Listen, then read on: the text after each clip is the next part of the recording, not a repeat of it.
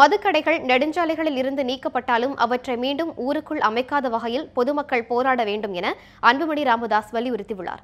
இதுகுறித்து அவருடன் நமது செய்தியாளர் கிருத்திகா நடத்திய கலந்துரையாடலை தற்போது பார்க்கலாம்.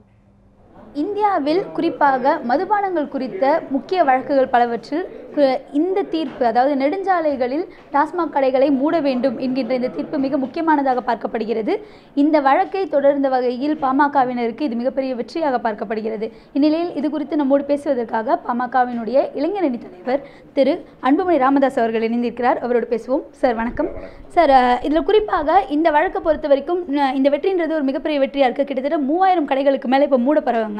இந்த நிலையில் இந்த கடைகள் உள்ள மாற்றப்பட்டால் உங்களுடைய அடுத்த கட்ட போராட்டம் எப்படி இருக்கும்? நேற்று உச்சநீதிமன்றத்திலே வரலாறு மிக்க ஒரு தீர்ப்பு வழங்கினார்கள். அதில் இந்தியாவில் உள்ள தேசிய மாநில நெடுஞ்சாலையில் உள்ள மதுக்கடைகளை மூட வேண்டும் என்றும், அதில் குறிப்பாக தமிழ்நாட்டில் உள்ள தேசிய மாநில நெடுஞ்சாலையில் மற்றும் நட்சத்திர விடுதிகள் உள்ள பார்கள் இதெல்லாம் நேற்று இரவே மூட வேண்டும் என்று ஒரு வரலாறு மிக்க தீர்ப்பு. இந்த தீர்ப்புக்கு முழு காரணம் பாட்டாளி மக்கள் கட்சி. காரணம், இதில் ஃபர்ஸ்ட் பெட்டிஷனர் பாட்டாளி மக்கள் கட்சி. எங்களுடைய வழக்கறிஞர் பாலு மூலமாக அந்த வழக்கை நாங்கள் தொடர்த்தோம். இது எங்களுக்கு பாட்டாளி மக்கள் கட்சி கிடைத்த மிகப்பெரிய வெற்றி. காரணம், தொடர்ந்து நாங்கள் இந்த மதுவை ஒழிக்க வேண்டும், பூரண மதுவிலக்கு கொண்டு வரணும் என்ற நோக்கத்திலே மருத்துவர் ஐயாவும் எங்கள் கட்சியும் பாடுபட்டு கொண்டு வருகிறது. அதில் இது ஒரு தொடக்கம்தான் என்று நாங்கள் சொல்லுவோம். எங்களுடைய இலக்கு, முழு இலக்கு பூரண மதுவிலக்கு. இதில் தமிழ்நாட்டில் 7200 மதுக்கடைகள் கடந்த ஆண்டு இருந்தது. அதில் கடந்த ஆண்டு 1000 மூடியிருக்கின்றோம். எங்களுடைய வழக்கால் மூடியிருக்கின்றோம்.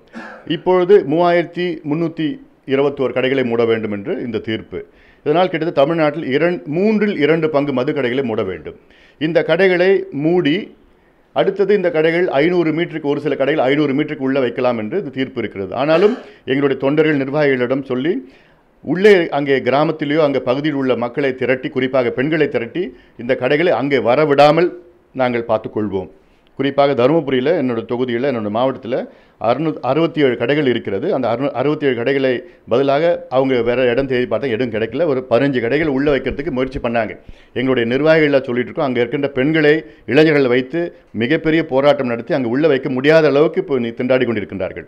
அந்த நிலைமை தமிழ்நாடு மக்கள் முன்னுக்கு வர வேண்டும். குறிப்பாக பெண்கள் ஜல்லிக்கட்டுக்கு இளைஞர்கள் சேர்ந்தது போல் இதுக்கு மதுக்கடைகளை அங்கே வைக்கக்கூடாது என்று பார்த்து கொள்ள வேண்டும். அதற்கு மக்களை திரட்டி எங்கள் கட்சி சார்பிலே அவங்களை முன்னிலைப்படுத்தி மிகப்பெரிய போராட்டங்களை நாங்கள் நடத்த இருக்கின்றோம்.